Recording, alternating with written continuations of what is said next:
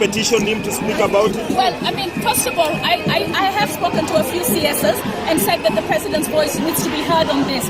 I'm proud that our party leader, Raila Odinga, did speak to Sugo. So we need the president to speak to it.